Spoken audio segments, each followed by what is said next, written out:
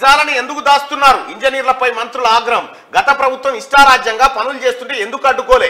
Kaleshwaram project వల్ల ఎవరికి లాభం కలిగిందో చెప్పండి. కన్నెపల్లి రిపేర్ల బిల్లులు ఎందుకు పెండింగ్ ఉన్నాయని నిలదీత.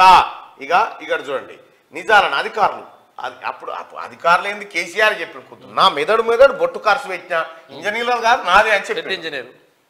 మరి ఈ ఇంజనీర్లు ఎవరైతే ఉన్నారో ఈ ఇంజనీర్లంతా కేసీఆర్కి ఎందుకు భజన చేసిరు?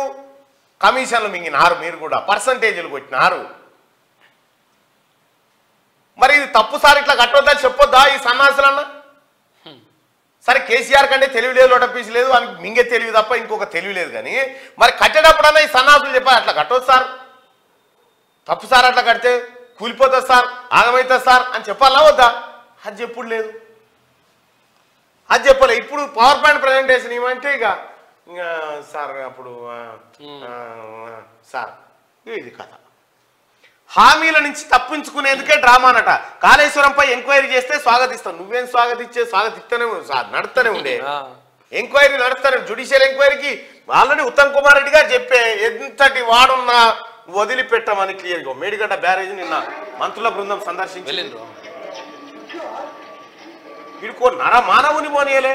మేము పోతే మాదేవ్పూర్ పోలీస్ స్టేషన్ వేసి అరెస్ట్ చేసిరు మమ్మల్ని.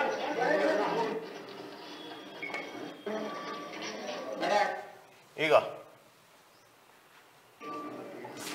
కాళేశ్వరం ప్రాజెక్టులో ఇప్పటి వరకు పాడిన కొత్త ఆయకట్టు 1,00,000 ఎకరాలకు తక్కువే.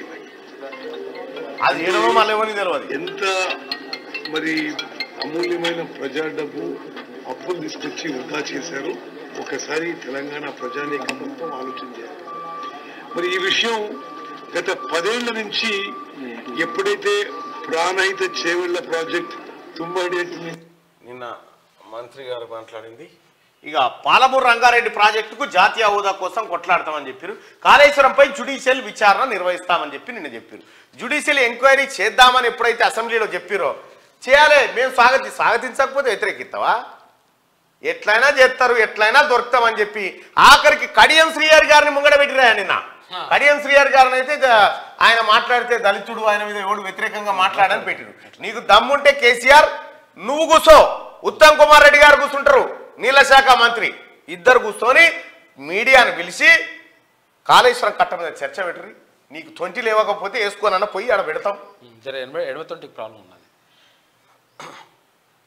మొత్తం దొంగ ప్రాజెక్టే ఇది. బయట పడ్డది కదా, ఇక కాలుగాలిన పిల్లి లెక్క ఎగురుతురు. అమ్మో అంత మొత్తం తెలిసిపోతా ఉందని చెప్పి ఈ కడియం శ్రీహరి గారు మాట్లాడితే ఆయన దానికి కౌంటరా.